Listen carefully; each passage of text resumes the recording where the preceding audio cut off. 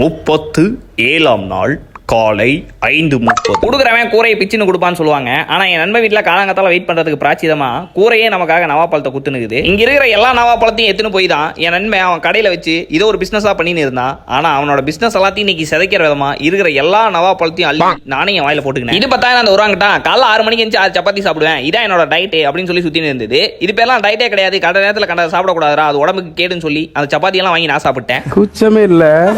ஒரு வழியா கிரவுண்டுக்கு போய் 2 மணி நேரம் விளையாட்ட முடிச்சு திரும்ப வரும்போது குச்சியை ரோட்ல தரச்சுக்கினே வந்தோம். அந்த ஏரியாவோட டான் நம்மளை பார்த்து முறைச்சா அப்படி, அதனால தூக்கி வீசிட்டோம். பதட்டப்படாதீங்க மாமா. தலை துண்டா. ஜூஸ் குடிக்கலான்னு போனோம், ஜூஸ் கடை மூடி இருந்தது. திரும்ப வரும்போது ஆளுக்கு ஒரு கம்மங்களை வாங்கி குச்சின்னு இருக்கும்போது என் நண்பன் கேஷுவல் ரியாக்ஷன் கொடுக்குறேன்னு ஒன்று குத்தான். என்ன குறுகுறுன்னு பாக்குற?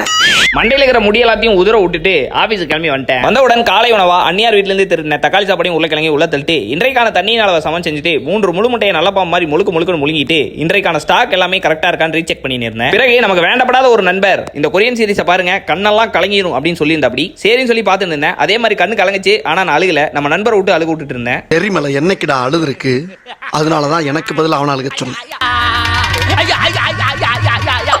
இரவுக்கு தக்காளி சாப்பாடு உள்ள தள்ளிட்டு நம்ம கரப்பாம்பூச்சியோட கொஞ்ச நேரம் விளையாண்டு இன்றைக்கான நாளை முடிச்சுக்கிட்டேன். நாளைக்கு உங்களை சந்திக்கிற நண்பர்களே, நன்றி.